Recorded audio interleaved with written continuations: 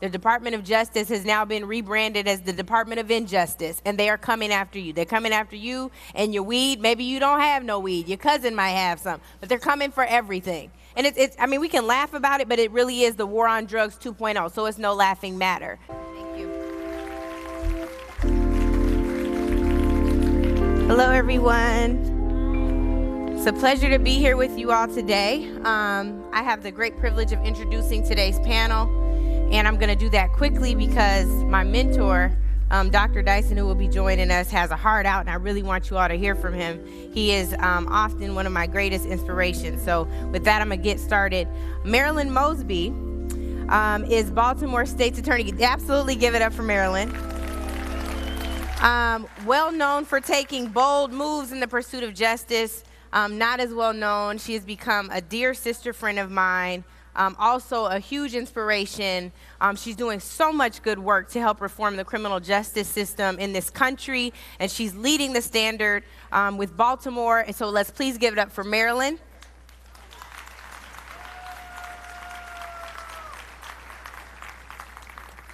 And as she comes, you all might know him from New Edition and Belle Biv DeVoe. I might break out in the Poison dance right quick. But he's here today not for the dance moves and for being a producer extraordinaire. He's also here to help inform this process today. Michael Bivins.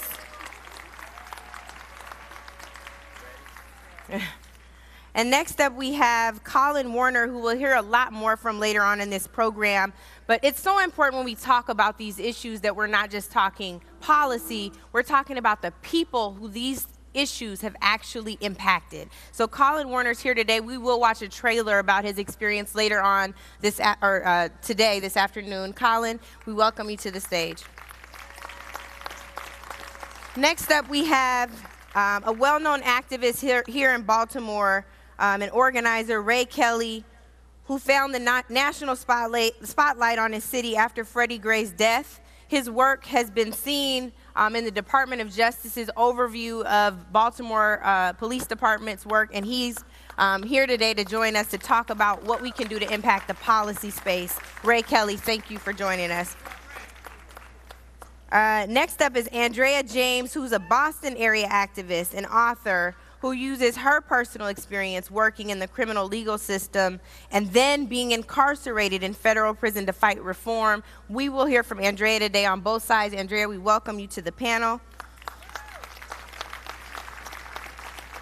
Next up, we have Jewel James, who is a Michigan state representative. He is Michigan's youngest state representative, and before that, was the youngest elected city council member for the city of Inkster. Y'all, so often we are hard on our young people for not being involved. He's not just involved, he ran. Let's give it up for Jewel.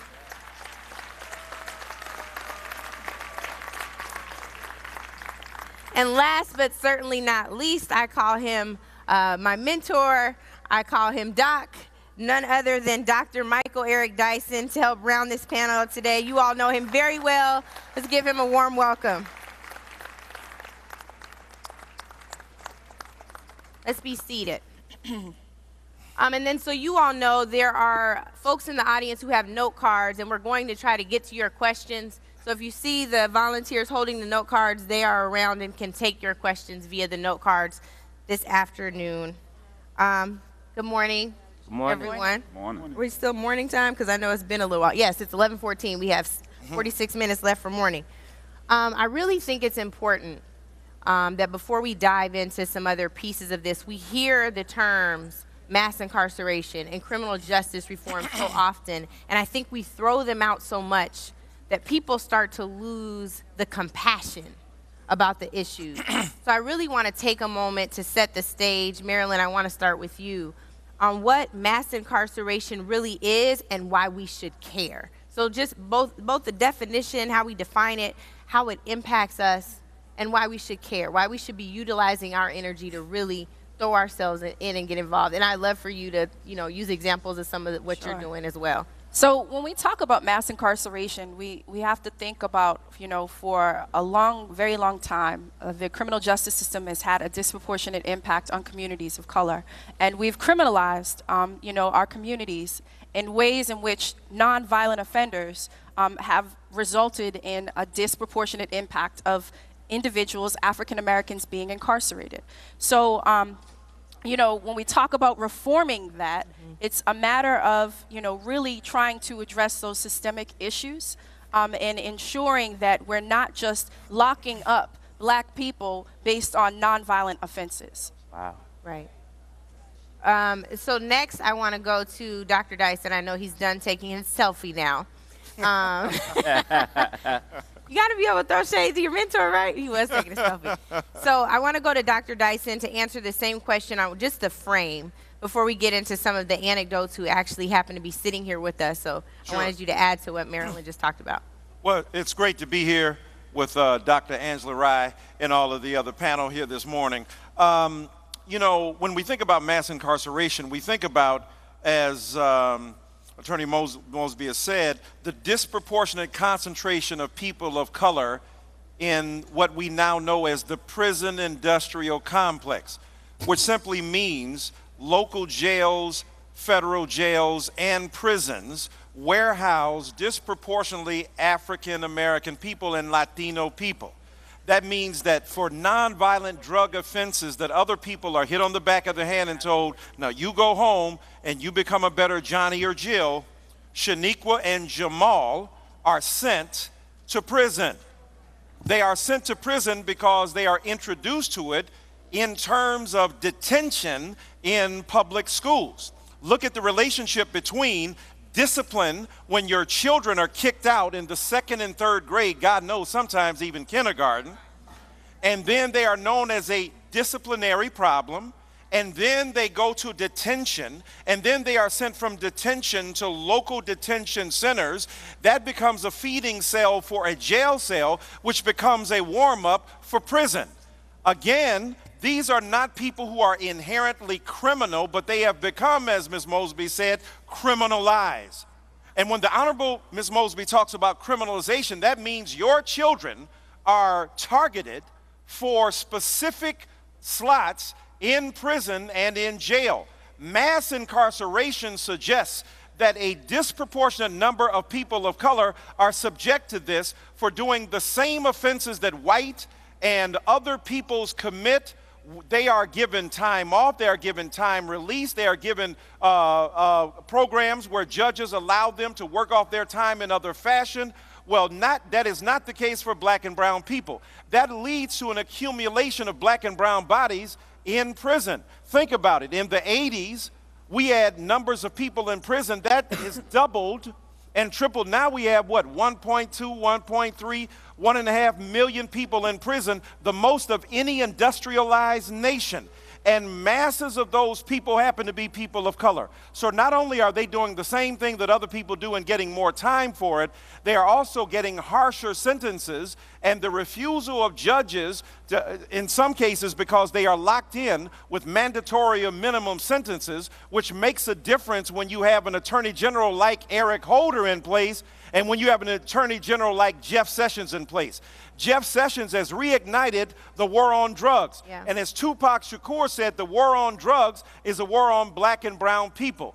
Mass incarceration is the masses of people of color being subject to penalties that viciously and specifically target us in ways that throw away the key when we are put into jail. And then finally, the criminal justice reform means we have to reform a criminal justice system that is often unjust to us.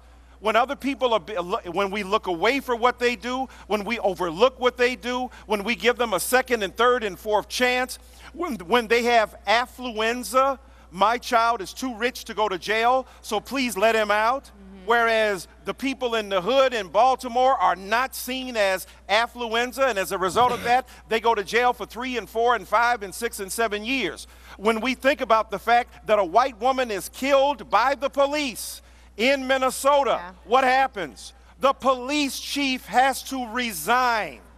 What happens when Philando Castile announces to the police person that he has a gun on his person? He is killed within 7 seconds. The reform of the criminal justice system suggests that the inputs we make, the data that they derive from looking at the numbers of times we are stopped, Philando Castile something like 50 to 60 times over the last 10 years of his life. So what we see is that reform of criminal justice, as I end here, means that we have to find a way to make sure that judges are not bound by mandatory minimum sentences, that people of color are not subject to arbitrary forms of reprisal in a criminal justice system that doesn't pay attention to us, and finally, that we get the same breaks as everybody else. Black folks say if you do the crime, you do the time. You are being ignorant. That is not how white folk do it. They hook their kids up, and they'll find a way to keep them from being in prison. So one of the things that I think is also important this morning, I believe in focus groups. And I think that this will also help us set the stage as we transition to the actual anecdotes, the personal stories on the stage today who've joined us. So I need you all to be active participants. I know it's been a long morning, but I need you to stay woke for a second and engage. So the first question I have for you, and please don't be ashamed, this is a family conversation. How many of you all, and please stand, how many of you all have been incarcerated at some point in your life? And then how many of you all have a family member who was or is?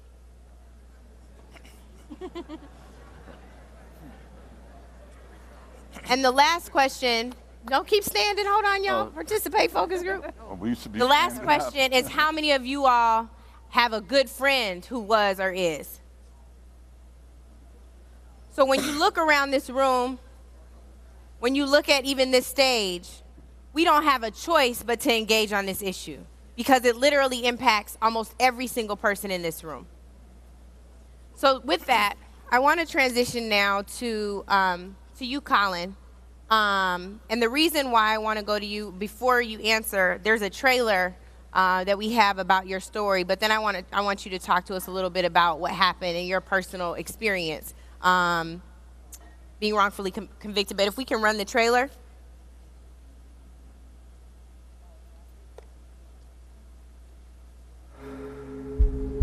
If you focus on your breathing, it'll bring you out of your mind and back into your body. Come on. Just know that you are not alone. Crime today is an American epidemic. There ain't no killer. The system doesn't work for people who can't afford to defend themselves. The whole neighborhood know what happened. The whole neighborhood know you grabbed the wrong guy. I'm an innocent man. I don't know you the way a mother should know her son. Everyone's saying you did something. After a while, you start to question yourself. I'll work for free if you take a look at his case. How are we gonna afford this? You want me to leave him? They gonna keep me in here until I say I kill that man. You know I would die before I do that. We're gonna keep fighting for you. You got your family, you got your life. Why are you still wasting your time on me? It's not just about you. It's bigger than that. Colin Warner lived in Texas Or Louisiana, he would have been executed long ago. Longer sentences, more prisons. They took everything from me. More police. Everything. I can't just pretend this situation doesn't exist. Well, this situation exists too. The truth is going to come out. Can't leave an innocent man in jail. I'm gonna take you home. It's just a matter of time.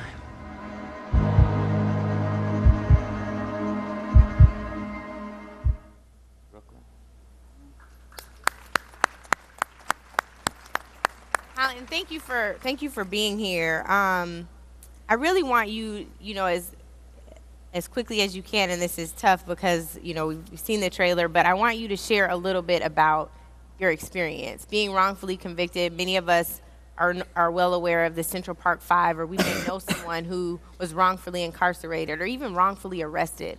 But talk about the impact on that for you and how that shaped your life, being wrongfully incarcerated and having to stay for so long knowing you're innocent. Greetings, everyone. Elders, man, woman, and children. Again, my name is Colin Warner, and the trailer you just saw is a synopsis of what happened to me. What I can say is what I was literally dead. Dead upon being convicted for a crime, didn't witness, didn't participate in. I had no knowledge. The feelings that I could share with you, there's not too many words that could adequately fit into your mind. But having a life taken away for something as heinous as a murder is hell. Based on the movie, I hope that each and every one will get something from the movie, because I feel you don't have to be incarcerated to get something from the movie, right? Love, togetherness. I believe this is what keeps us separated and has all these other issues coming down upon our head. But we have power, right? Me and my friend, Mr. Carl King, before the system. Before the system, and some may say, listen, oh, it's 21 years. But in the eyes of God, 21 years is probably an eye blink, a blink of an eye. Right? So we have to recognize what we have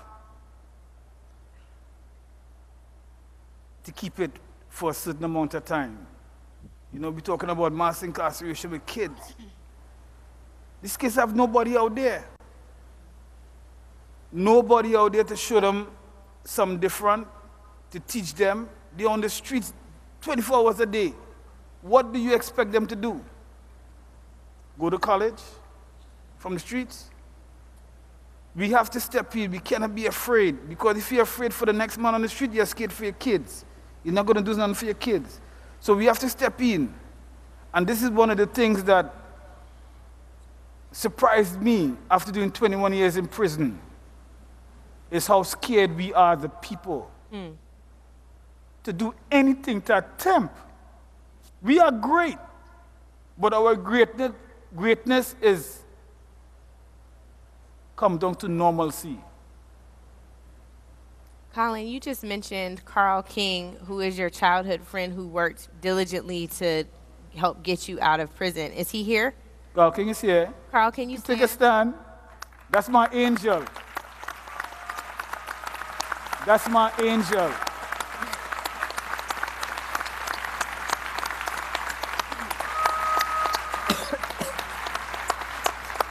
And Colin, what it sounds like you're saying is that so often, like you say, we're timid as a people. So often there aren't enough Carls, but there are too many Collins that don't have Carls in the prison industrial complex, that are in jail for things they didn't do, or they're serving time for things that they shouldn't be serving time for, to Doc's earlier point. Right. Listen, right now it's a hit and miss. We don't have proper representation. Yeah. That's key. Right? We are basically on our own, whether we did bad or, no, or not bad. Right? We can't give up on the kids. We cannot give up, because if you give up, you give it up on ourselves. So be more involved in your biological kids' lives, and also the lives of every kid on the street, man, woman, child. Reach out. We are a community. And the only way we could accomplish anything is by coming together and moving forward. Thank you, Colin. And Andrea, I want to go to you next, because you've worked on both sides of this issue as an activist for folks who are incarcerated, and then having served time yourself. I would like for you to paint a picture, because you say that informs your work, of what it's like inside a prison. and why it's so important for us to not only address the issue of folks going in, but also addressing the conditions that folks are forced to live in behind bars. Thank you, Angela. And also I want to say thank you to the NAACP for inviting us onto this platform. We come from the voices of the hundreds of thousands of black women who are sitting right now as we're convened here in a cage, and the effects of that on our children and on our communities. So to have the organization of the NAACP to understand how incredibly important it is to raise awareness within its membership of the swift and dramatic increase in incarceration of black women in this country, I thank you for being aware of the importance of that issue. And so, yes, I was a former criminal defense lawyer who was sentenced to serve a 2-year federal prison sentence. This issue is personal to me. I'm born and raised, very proud to be born and raised in the community of Roxbury, Massachusetts. My children are still living in Roxbury, Massachusetts with my husband and family, and we are the 4th generation to live in that community. We understand firsthand what has happened in this country over the past 4 decades, starting with a war on drugs, which was really a war on black people. We saw the crack epidemic come into Roxbury and to hit our communities. The problem was crack left quickly, but the very draconian, hard-on crime policies that incarcerated now millions of black and brown people never left. And so that's the work that we now do at the National Council for Incarcerated and Formerly Incarcerated Women and Girls. I didn't think that there was anything coming into that prison with all of the personal experience that I have, coming from a community that was deeply affected by mass incarceration, coming as a criminal defense lawyer, coming from being married to a man who 2 decades ago served a 10-year mandatory minimum drug sentence.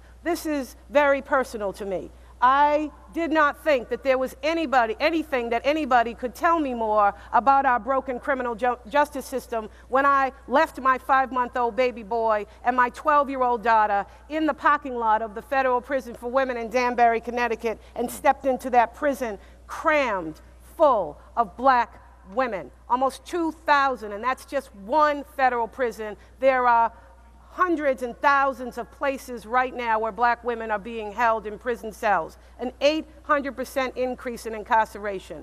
And I'm going to tell you, they are separating mothers from children. When we talk about the violence and the gun violence and the social issues that we are dealing with in our communities today, we cannot do have those dialogues and find solutions that are separate from dramatic criminal justice reform that needs to happen in this country. It is directly in relation to the warehousing of black men and women in this country. In the federal system, there is no better place to see where we have generations.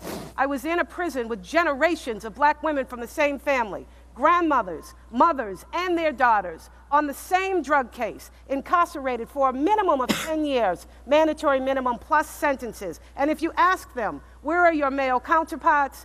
They too, their husbands, their brothers, their uncles, they are also in a federal prison somewhere serving these very long draconian drug sentences. Who, I ask you, is left behind to care for our children and to raise our children? So we have to understand the very importance of stepping out. I come from a prominent black family of lawyers and doctors, all members of the NAACP. I understand what our people think and how we have tried to separate ourselves from us black folk and these black folk.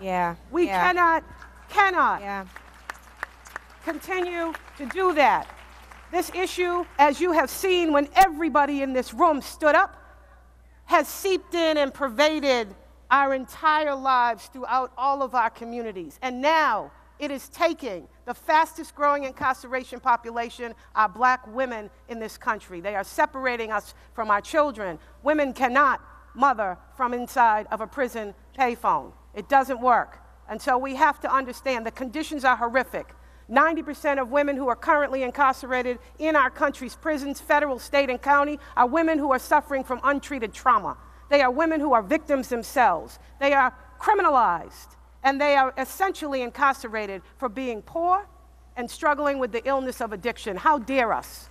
How dare us as a country allow that to be the solution, that we take the most vulnerable women, black women whose lives have been devalued by a system that intentionally devalues the lives of all of us, and allow the system to incarcerate our black mothers and grandmothers and daughters at the rate that they have done. And the conditions, we could be here all day if we began to go down the laundry list. We just helped to introduce the Dignity for Incarcerated Women Act with Senator Cory Booker and Elizabeth Warren in Washington, D.C. That bill speaks directly, Angela, to what you're referring to in regard to the horrific treatment and conditions of women living within the prisons across this country. And that hopefully, that is a bill that everybody in this room will pay attention to and help to move along so that we can stop separating women from their children, stop over-criminalizing black women, stop putting them into prisons where they need to be in the communities. That $1 billion that was spent back in 1994 for the crime bill built more prisons. It got us to the place where we are today. Imagine if we had that $1 billion and had spent it on educating our babies. Imagine if we had that $1 billion and built affordable, decent housing. Imagine if we had poured it into the public education system that the Trump administration right now is trying to gut and privatize. These are the issues that we need to focus on. We have got to get our head out of the sand, my people, and understand the needs of our people require us to hold our back straight, understand that some of us make mistakes, but we must use those experiences to create the radical change that needs to happen in the criminal justice system today. Thank you. Thank you. So, Mike, when Colin spoke, he said something that immediately made me think of your work with my brother's keeper in Boston. He said, you can't give up on the kids. You can't give up on the kids. And to me, that was such an impactful statement. It was small but impactful because I think if many of us were honest, we don't spend quite enough time with the kids, being a part of a village that is constructive. We're very reactive in our community, and I think we've seen that most recently with a lot of the reaction to kids being killed by the police. We're very reactive in this sense, but you're doing some proactive work, and we love to hear about it. Yeah, I just want to say good morning again. The room, I've been watching you guys for the last hour. I just want to make sure everybody's feeling good. And when I'm in concert, I always say, if you're feeling all right, can I hear you say yeah? All right, I could go.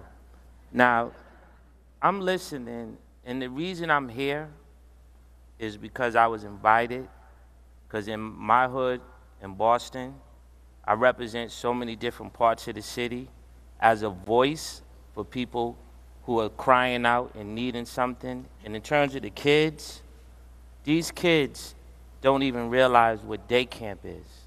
Parents can't even afford memberships for kids to have day camp, which to us when we grew up was the best thing to do in the summertime, to go to a facility, to swim, to play ball, to color, whatever it is you could do inside of the building. Your mama always knew where you was 5 or 6 hours out of the day, so you wasn't out on the streets in trouble. You had a t-shirt on, you had a bag, you had lunch, and you met somebody else on the other side of town that you normally wouldn't have rocked with because kids didn't travel like that. And when I think about the kids today, my job and where I come from in music, I try to give as much as I can to them. I bought 700 free memberships for the Roxbury YMCA. And all they had to do was go online and just register. If the parent had 2 kids, we sometimes let her get in or him get in with 2 kids because we wanted to change things in Boston. Up on our news, someone's always getting killed. A young girl got killed with a stray bullet, and it affects all of us, even if it's not our child, because she's just at the bus stop trying to get on the bus, and the cat's riding down the street, missing who they was trying to hit, what shouldn't have been happening anyways. But the young girl got killed, and that affects us in Boston. So me as a voice, I try to do as much as I can, what I can, and I take my celebrity, and I try to bring people together to talk to them. So this being here today is an opportunity to share the microphone with some of the panelists just to say that, yes, we do have to look at the kids. But in my field, a lot of artists leave their hood and don't come back. Okay? We see them rocking the B hat or the NY hat or the A hat, but they live behind the gate. So if you behind the gate and you talking about something and you're not a foot soldier, you're only saying that so the audience can continue to connect with you. You're not really saying it because you down in there and you talking to them and you helping them and you giving them a sense of hope.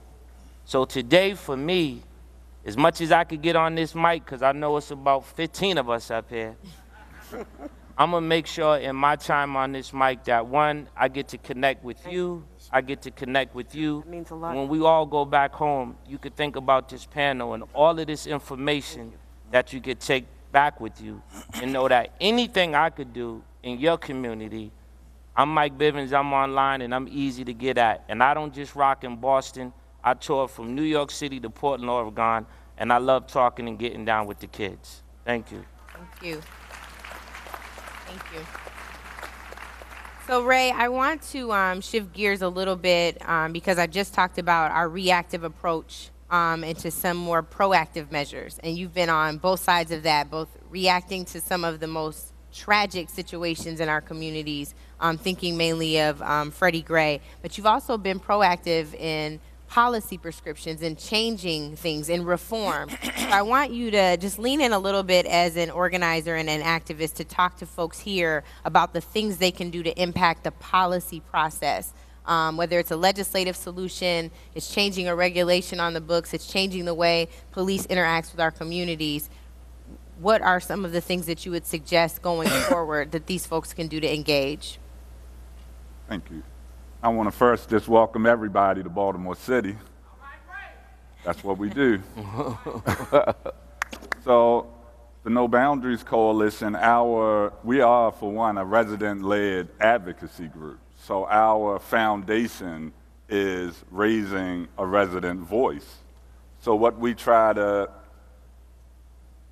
portray to our residents is that we have power. Power, by definition, is the ability to act. So as trained organizers and advocates, we kind of push for not only action, but knowing when to act. And not only that, knowing how to act.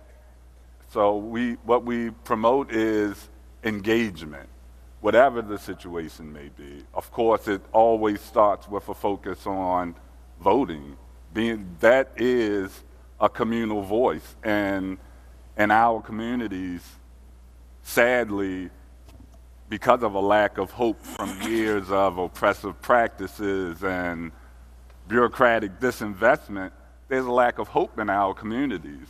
So our task is to, one, show people that we can do things ourselves. So we kind of recognize now is the time to act. But when we react to anything, we first craft our solution. And in numerous community meetings, and we talk, we do listening campaigns, and we use the tool of visibility and constant engagement. So throughout the whole process of the consent decree and the DOJ's investigation, because it happened on our back doorstep, it was important that we made sure that the media didn't control the narrative, and we made sure people were hearing from us. And that fight goes on. It's always hard to get people to go to those 10 structuring meetings that leads up to the big event, where that's the true engagement. And in Baltimore City, we're at a historic time right now with this consent decree and the indictments of the officers after the Freddie Gray. This is all change in motion. And what we try to do now is make sure people recognize that this is a generational moment in Baltimore, and if never you wish to be up in front of anything, now is the time. This is your actual opportunity to influence a change that impacts us personally. We can't keep going into a conversation about mandatory minimums and war on drugs, war on guns, when, like Dr. Dyson said, and like State's Attorney Mosby said, we have a history of this. We have to first look at the consequences of our past practices when using this type of tool to control a community. And that's what it's used for, to actually control these black and brown communities. Now we have privatized prisons, and now people are making money directly off of black people being incarcerated and all over this country. And we have to kind of look at the root issues of all of this. We have to find out why our communities are targeted for these type of issues. After 150 years of oppression after emancipation, why do we still have these localized pockets of black people that are the brunt? We have to stop using incarceration to triage the consequences from this system's past practices. Right. And that's how it affects our community. So what we do at the coalition is to get the everyday resident to be involved, to kind of create a conduit of speaking in volumes. We have to not say that the system is broke, but we have to recognize that the system is working perfectly. It's just made to work against us. So what we have to think about is changing the system. So by disengaging, you can say it doesn't affect me until it affects you. Everybody stood up in this room. Yeah, everybody's affected. That's definitely what we saw. Ray, really quick, Dr. Dyson, Jewel, this is not a haze up. I am going to get to you, but Dr. Dyson has to leave, so I wanted to give you a moment to offer 30-second closing to the people so we can get to Jewel. No, I just think what everybody said is extremely important. And the thing is not to surrender your agency, right? To think, oh my God, it's going on, there's nothing we can do. You see all of these people up on this stage come out of communities where our people suffer. I'm going to Detroit right now, in part to visit my brother who's been locked away for 28 years. So I know personally, existentially, what that means. And we know that some people are given a way out. You can be a Stanford University student who raped a woman, raped a girl, and served 3 months. Then you can be somebody who killed some dogs and you're going to serve 2 years. Then you come out shouting against the Negro because he didn't cut his hair, but that's a different story. So my point is, right, don't just have a sense of the physical incarceration. Free your mind and your ass will follow. All right.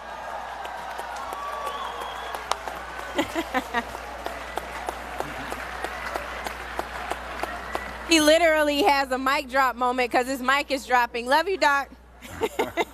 Literally a mic drop moment. Jewel, last but certainly not least, I really want to get to you. First of all, how old are you? 22 and... He said 22, his mic wasn't on yet. 22 and 3 months. 22.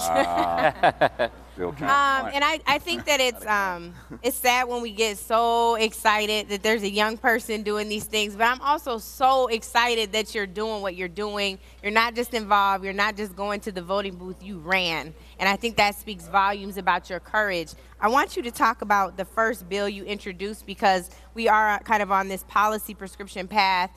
Thank you, Ray, for talking to us about some of the things we can do as community members. But Jewel, talk to us about what you did as a legislator. Your very first bill was? So it was an auto erase bill. First and foremost, hello, everyone. Let's try that again. I need some energy. Hello, everyone. All right. Jewel, you know they've been told hi 7 times. Go on ahead now. I'm currently a state representative right now, but just a year ago, I was on city council in Inkster, Michigan. So it's a suburb right outside of the city of Detroit. And I met a gentleman who's actually in the audience, Charles Belk, and he was wrongfully arrested for mistaken identity. He was fitting the description of being a black, bald male. And so he came out, to Inkster to visit me after I met him at the Congressional Black Caucus Conference, and he was telling me about what had happened. And so as soon as I became a state legislator, he had came to me and he had said that he was traveling around getting other representatives to submit this legislation. And so he brought it to me. And after this, at that time, I've probably known him for about a year or so. And so he put the legislation forth, and what it does is automatically expunges an individual if they're arrested for a mistaken identity. And that's the first, and that's in Michigan, oh, well, thank you. In Michigan, it is a full, that's Charles Belk right there. In Michigan, it is a majority Republican state, and so a lot of times we couldn't go for full automatic expungement across the board, but we can go in baby steps. And so that was my first bill, it was just called auto erase legislation. Good stuff, baby. Okay, so on the same, or in the same vein, Marilyn, you ran for state's attorney. You had the courage to do it. I talk often about how black folks would be like, "Ooh, a prosecutor though?" You know, and I want you to talk a little bit about why you chose that particular path. One footnote here that she probably doesn't want me to mention, but I'm going to do it anyway. Because Marilyn was courageous, not just with the Freddie Gray case, but with so many other instances where our folks have been targeted. She's being targeted. There's someone who's running against her that's been put up by at the FOP because Marilyn is not in their pocket. And she has been courageous, and so we need to support our sister in all the ways that we can. And I want to ensure that we're aware of that sometimes when you're courageous, they target you. So Marilyn, I want to hear from you on why you chose this particular path and some of the things that you've done there, and then we'll understand why she's targeted. She won't say that, but I did because I'm the sister. Well, I appreciate it. Thank you, Angela. You know, the mission of a prosecutor is to seek justice over convictions. And so the idea or the concept that prosecutors would now be in a position to seek justice is not abnormal. When I was about 14 years old, just like many of you, my cousin grew up with me like a brother. He was killed right outside of my home in broad daylight in Dorchester when he was mistaken as a neighborhood drug dealer. If it wasn't for the testimony or a neighbor who had the courage to come forward to cooperate with police, testify in court, my family wouldn't have received any sort of justice. This was my first introduction at 14 years old to the criminal justice system. And for the first time, I see my cousin with all these dreams, all these aspirations, who's now going to a grave. But what was perplexing to me was that the individual responsible for his death was also 17 years old. You talked about our babies. And so having to go into the courtrooms and see the number of African-American men and going in and out in chains and shackles, I wanted to know how to be able to reform that system. And so what I learned is that, as what we are now understanding about the role of a prosecutor, is that prosecutors have a great deal of discretion, right? One of the most powerful sort of advocates within the criminal justice system. That discretion not only has an impact on defendants and victims, but we can all see how it has collateral consequences on our communities. So understanding and recognizing that systemic reform comes from within, right? When we think about the role of a prosecutor is the person who decides who's going to be charged, what they're going to be charged with, what sentence recommendations they're going to make, right? When 95% of the prosecutors in this country are white, and 79% of the prosecutors in this country are white men, and as a woman of color, I represent 1% of all elected prosecutors in this country, you kind of understand that disproportionate impact that it has had on communities of color. So understanding that was what I wanted to do. I wanted to be able to reform the criminal justice system from within. I ran for state's attorney, even when everybody said that it couldn't be done. And now that we've had kind of, I'm in this role, we've applied justice fairly and equally, regardless of one's sex, religion, or in this matter, if you talk about Freddie Gray, or occupation, right? So we have that, but it's also very important as an African-American woman representing less than 1% that my life experiences speak for themselves, right? I don't need any sort of cultural sensitivity training to know how young boys like Freddie Gray were being treated by the police department all across this country, right? So what are we doing? We have to holistically attack these issues. When I talked a little bit about that before, about systemically addressing the issues as to why crimes take place. We look at a city like Baltimore, and I'm just going to use Baltimore as an example, but this is every urban city in America, right? Let's not get it twisted. we have become complacent, right? We talk about the numbers of young black men that are being slaughtered in our streets. In 2015, it was 344. In 2016, it was 314. This year, we're all up to about 189, right? We talk about these numbers just as they're numbers. But we don't ever talk about the fact that 24% of Baltimore's population lives in poverty, 35% of our babies, our children live below poverty. There are 18,000 vacant houses, 16,000 vacant lots. We don't talk about the unemployment rate between African Americans, young men between ages of 18 and 24 that is more than twice that of whites. Those are the systemic issues. And when you talk about getting to our babies, we really do. We have to be able to get to them before they get to the criminal justice system. So when we talk about Colin's experience, right, I've taken a holistic approach, and I've been in office for 2 years and 7 months. It feels like it's been 27 and a half years. But I have a conviction integrity unit where we've had our first exoneration of an individual by the name of Malcolm Bryant, who was wrongly accused and was incarcerated for more than 17 years. He was then, thanks to DNA evidence, exonerated under my administration. 3 months after he was exonerated, he died. When we talk about, policy work, we've worked with No Boundaries. They were knocking on doors and ensuring that we got accurate sort of accounting of what was happening in our police department, right? They were instrumental in the consent decree that is now on record. I worked with No Boundaries when we introduced police accountability reform. Those reform proposals were then adopted by the Association for Prosecuting Attorneys. When you talk about the work that you're doing with women in the jails, I've gone into the jails and worked with the elevation program that has now been defunded by the state of Maryland, where we were talking and helping women as they transition from incarceration back into the community. When we talk about our young people, that has been a primary focus for my administration, understanding that we can't just be reactive. We prosecute 50,000 cases a year in Baltimore City. We have a 93% felony conviction rate. We also have to ensure that we're getting to our babies before they get to the criminal justice system. I have youth programs that are targeting, and I'm seeing them in classrooms as opposed to courtrooms, and you get targeted and blasted in the media because they're saying that's not your role. Well, why am I a prosecutor? I'm sitting up here and we're talking about mass incarceration because we have to have a seat at the table. And if you don't have a seat at the table, then you're on the menu. Can I say something? Yeah, absolutely. Are you going to say something? No, there it was. This mic on? Yep. As now that I'm sitting here and I'm listening to where we're going, for me, it just needs to make sense to me to what I'm feeling. And what I'm feeling is, if we're worrying about the young kid and what they're doing in the street and happen to go visit them on Sunday in the jail, part of when you talk to them is they're single-parent homes. Okay? Some homes have a mama, some homes have a daddy, some homes have an older brother. So a lot of the direction and the conversation and the time needing really is, it's just probably not enough love in the situation. Yep. Sometimes you just have to talk to your kid and tell them that you love them. I don't know how often people wake up or walk outside, but in my crib, I tell my babies I love them. They say, Daddy, if you're going to catch a flight, we're going to wish you a safe flight in the text. Sometimes that right there will help steer the person in the right direction. And if you're talking to a kid, a girl or a guy, and they get in trouble, they might not talk to the police the way they may talk to you, and you just be like, yo, what happened, man? Why you do this?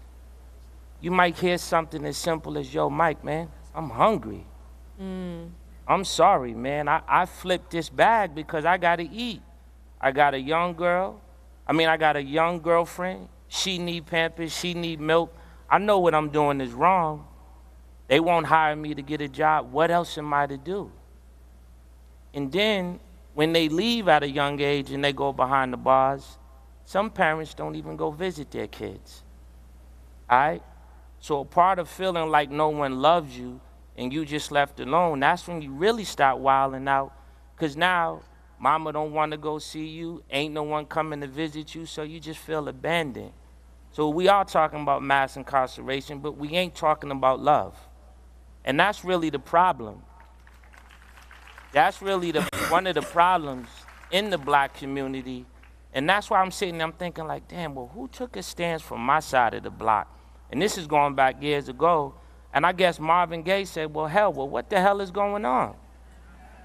So somehow he felt it as a musician, and we dancing to Marvin and we feeling it, but we actually got to be listening to what he was saying because it's still going on today. Ain't nothing really changed. And then I'm looking at some of these sharp suits. We are all dressed up. It's early. Everyone's clean. The women, everyone's in their dresses. Black people, we like to look good. We ain't stepping out, not on point. But I also know something. When I go to church, that bishop and that pastor was a crackhead. So that tells me it ain't what you wear, it's who's wearing it. All right? And sometimes as black people, we tend to look and we judge right off the rip before someone open their mouth. You don't really know what they done been through. But sometimes if you take the time out and talk to the next man and the next woman, you might learn something, and their story could be inspiring to show you, I done been through some things. And sometimes it's hard for people to hire people and to accept them, to say, look, that's what I used to be. This is where I'm at now. And that's all I'm kind of getting out of this panel is as black people, please, let's just continue to lift each other up, and let's not try to judge each other. All right? So what I want to do quickly, because I was given a 10-minute warning, is I want to ensure that each panelist has the opportunity to tell people, because see, black folks convene a lot, we conference a lot, we have a lot of conversations, but we really have some work to do. So I really want to ensure that the panelists have an opportunity to give one thing, maybe two things that these folks can do while they're sitting in their seats right now, or as soon as they walk out of the doors. What is something that we can do to address this mass incarceration crisis, to work towards criminal justice reform, and really have an impact? And Joel, I'm gonna start with you. That's a good question. I think Brother Mike hit it right on the head that it's all about love. Being a young person, I think I was blessed with a family that laid the foundation. They actually came through the church. I had a strong, robust family foundation. The community took care of me. And I think young brothers like the two guys I have with me, Javion and Demetrius, when we were growing up, we seen ourselves, because of how our families raised us, sometimes split aside from some of the people that we grew up on the block with. And like he said, there's a lot of people out here that's just hungry, but we learned to be hungry in different ways. And so what I can tell y'all is that this is the most powerful tool right here is your phone. You have social media.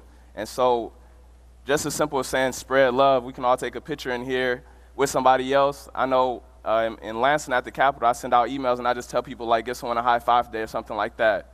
It's little things that you don't think can have a big effect, but just making a post saying, tell someone hello today, because you never know what somebody's going through, or give somebody a hug today, or give somebody a high five or something simple like that.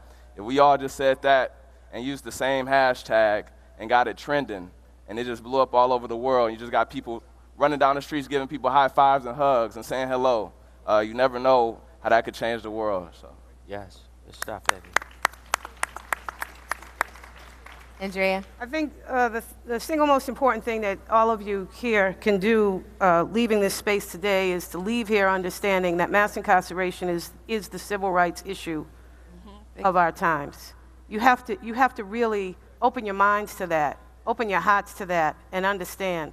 The second thing is that I think that if you already haven't, that you have to understand that the people most directly affected, that includes at the top of that list, incarcerated and formerly incarcerated people, have to be in the lead of creating the radical change that we need to see happen in this country. We too often have left the most directly affected people, the people who are the other experts, that people with the lived experience, that have excellent ideas about how to create the very radical change that we need to see in this country. And we need to go back to the original intent of justice reinvestment, the original justice reinvestment, which was to decarcerate, to redirect folks from entering into the system, particularly our women, our men as well, but our women are the fastest growing in population right now, and to take the savings and to invest that money, just like we invested that $1 billion into building a prison from 1998 to 2008. We built a prison every 10 days in this country, and we filled those prisons with black bodies. So now we have to decarcerate. We must redirect people, not re-entry, but no entry, and take that savings and invest it in those communities that are now communities like my community in Roxbury and in communities from Boston to California that are called $1 million blocks. Well, we have invested $1 million on a single city block after a single city block, incarcerating and reincarcerating and cycling in and out of this burdensome, unrelenting system, our people. So you really have to leave here, maybe with a different mindset that you came with. Connect yourself with the people who are on the ground doing this work and are the experts that know what needs to change, and really be a force. Use your voices, use your vote to make sure that we are putting people in office that are on board with us to create the change that needs to happen. Thank you. So right now in Baltimore City, there's like 1 million things we need to happen. Because on tomorrow, there's a public hearing on a city council resolution to once again introduce mandatory sentencing in Baltimore City. I think the immediate action everyone in this audience can do is contact the Baltimore mayor, the city council representatives of Baltimore City, and demand that they slow this and have a conversation, a process, because we have to listen to what everyone said on this panel today. And we have to look at these consequences that we suffer, the traumas in our communities every day. And we can't allow that this regressive practice is what it is to happen again. So contact a Baltimore City Council person, contact the mayor, reach out to any legislative influence that you have, because tomorrow at 10 a.m., they're going to be talking about doing this to us once again, and we'll be having this panel 5 or 10 years from now. Thank you, Ray. Colin? For me, all we need is love. We are too self-absorbed, right? And if you look at other races, other peoples,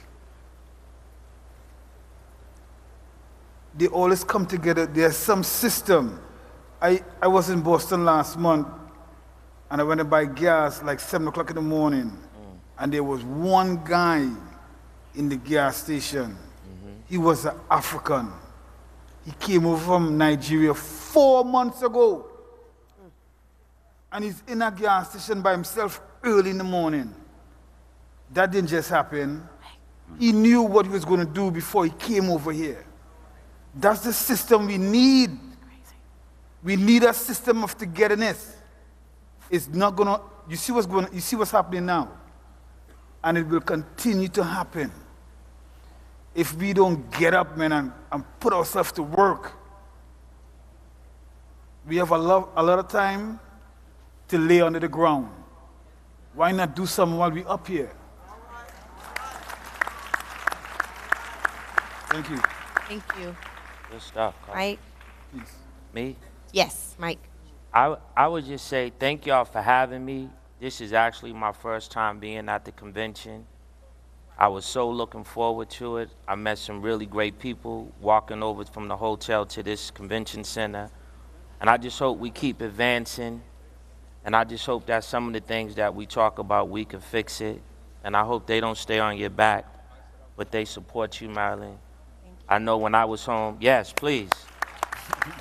I know when I was home and I was watching the Baltimore thing and the riots and we saw you on television, me, my wife, and my 3 girls, we were smiling because we saw us. Yes. You know, and then they was putting Dorchester under there, so I was really happy then. But let me just say this, is that people are afraid to speak up. All right? Let's just be clear. There's a lot of entertainers in my field that wouldn't want to associate themselves with something like this because they're afraid it mess with their image. or someone telling them being too pro this or too pro black. But all of us come from hoods. Ain't none of us born with a silver spoon. And if someone in your family left you some money because they came into some money, then that's a very few far in between. But for a lot of us, $1 out of 15 cents is real. And I know we had to spend money to get up here to enjoy ourselves in this beautiful city. And I just hope that all of you have a safe trip back to your city. And that next year, some of the things we talk about, the only way we're going to know if it worked is if we could see it happening in our individual cities. But let's continue to be a voice. And like I said, like Colin said, let's just continue to spread love. And if any of you feel like getting down in November, come see New Edition on tour. Yes, Marilyn. I think first and foremost, I think as African Americans, we have got to stop being complacent. I think that when we look at the number, it's just the sheer number of the young African American, mostly young men being slaughtered in our streets, not just in Baltimore, like let's not get it twisted, in Chicago and almost every urban in Boston and every urban city in America, we've become far too complacent. And Colin is absolutely right. Like, we as African Americans have become somewhat, and Mike, and I appreciate you being here, you know, as an artist, but it's not just the artists that are afraid to speak up, right? It's not just, you know, those with fame. It's also those of us who have gotten to a position of status. And we drive past the boys on the corner and we judge, right? So what can we do? I think individually we can check ourselves to say, no, this is unacceptable. You can reach out to some of these young boys and not judge. Yeah. I can't tell you how many, I've gone to 1,000 community associations and schools. I was just in a school just at Frederick Douglass High School, and a young man said to me, like, Marilyn, he's like, I understand you talk about instant gratification and think long term, but I'm out here and I'm on these corners, I'm selling drugs because I'm taking care of my 4 sisters. Right. My father is incarcerated and my mother is not in the picture. So I have to do what I need to do for survival. There's more of us in a position of status. Let's not think about that. Let's reach back out to those young boys. Yes. That's first and foremost. Secondly, I think what we also need to do as a community is to understand the importance of the time that we're currently in. We have a federal administration that is touting regression as making America great again on the backs of black and brown people. Right. How do we reform that? Right. We have to understand the importance of these local elections. That's right. This is the one time that we need to understand the word and the importance of the word federalism. You know, it's always been the Republicans who have been states' rights. It's now our time to say states' rights. Criminal justice reform is going to come from a local level. It's not going to come from the federal level. Healthcare reform, local level. Immigration reform, local level. So understand the importance of investing in these local foot soldiers who are actually doing the work. Yeah. Yes, good stuff. Thank you, Marilyn. So I know this is the opening of the NAACP convention, and as I said, black folks love to convene, and this is a great opportunity for self-care sometimes, but I would just challenge you all in your wokeness to not only use the hashtag stay woke, but to also work woke. I've been saying this all summer, and I mean it. We have so much on the line, and we need to act like it. Marilyn just talked about the Trump administration and what's going on. The Department of Justice has now been rebranded as the Department of Injustice, and they are coming after you. They're coming after you and your weed. Maybe you don't have no weed. Your cousin might have some, but they're coming for everything. And I mean, we can laugh about it, but it really is the war on drugs 2.0, so it's no laughing matter. The reality of it is we have a lot of work to do. In 2017 alone, 99 new pieces of legislation that would make voting harder for you. That's just this year. That doesn't count the hundreds of bills that were introduced once they realized that we could pony up and elect a black president. So we know what we're up against. Marilyn's absolutely right. Local elections have to have everything to do with this, but we have a responsibility, and we all may know it, and we may be coming from an elitist view, so I urge you to go back and reach someone in your community who may not know the importance of their voice, and not just their voice, but the importance of showing up and being present. Thank you all so much for being here with us today. Thank you to our esteemed panel. Jewel, Andrea, Ray, Colin, Mike, and Marilyn, thank you all so much for being here. Thank you.